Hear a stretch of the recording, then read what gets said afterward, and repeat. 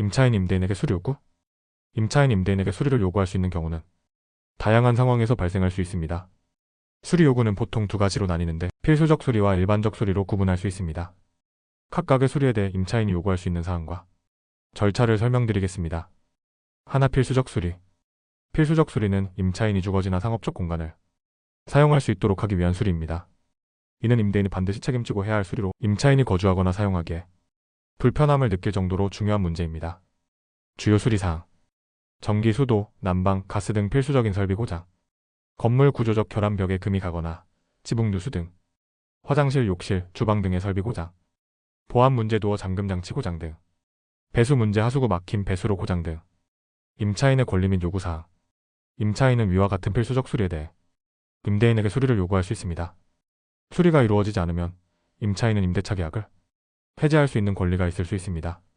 임차인은 수리가 지연될 경우 일정 기간 후 직접 수리하고 그 비용을 임대인에게 청구할 수 있는 권리도 있을 수 있습니다.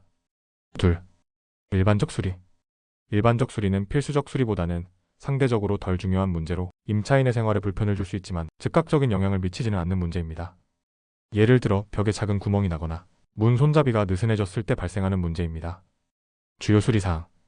소형 가전의 고장, 냉장고, 세탁기 등 임대인이 제공한 경우, 문, 창문 등 작은 부분의 손상, 벽지, 바닥재의 손상 등 임차인의 권리 및 요구사항. 일반적 수리는 임대인의 수리 의무에 포함될 수 있으나 계약서에 명시되어 있지 않으면 임차인 스스로 수리를 해야 하는 경우도 있습니다. 임차인은 임대인에게 수리 요청을 하여 이를 해결하려 할 수 있습니다. 수리 비용이 적은 경우 임차인이 먼저 수리하고 이후 임대인에게 비용을 청구할 수 있는 경우도 있을 수 있습니다. 셋, 수리 요구 절차. 수리를 요구할 때는 절차가 중요합니다. 임차인이 제대로 된 절차를 따르지 않으면 임대인과의 분쟁이 발생할 수 있습니다. 수리 요구 절차. 문제 발견 시 임대인에게 통보. 임차인은 문제를 발견한 즉시 임대인에게 수리 요청을 해야 합니다. 일반적으로 서면 이메일, 문자, 메시지 등으로 통보하는 것이 좋습니다. 구두로만 요청하면 나중에 증거가 없을 수 있기 때문입니다. 수리 요청서 작성. 수리 내용과 요청사항을 자세히 작성한 수리 요청서를 임대인에게 전달합니다. 이때 문제의 사진 등을 첨부하면 더 구체적인 상황을 전달할 수 있습니다. 임대인의 대응 기한. 임대인은 수리 요청을 받은 후 일정 기간 내에 이를 해결해야 합니다. 통상적으로 긴급한 수리는 며칠 내로 수리가 이루어져야 하며 비긴급 수리는 그보다 길어질 수 있습니다. 다만 임대인이 수리에 응하지 않거나 지연되는 경우에는 임차인이 별도의 법적 조치를 취할 수 있습니다. 수리 이행 지연 시 대처 방법. 수리가 지연되거나 이루어지지 않는 경우 임차인은 법적 조치를 취할 수 있습니다.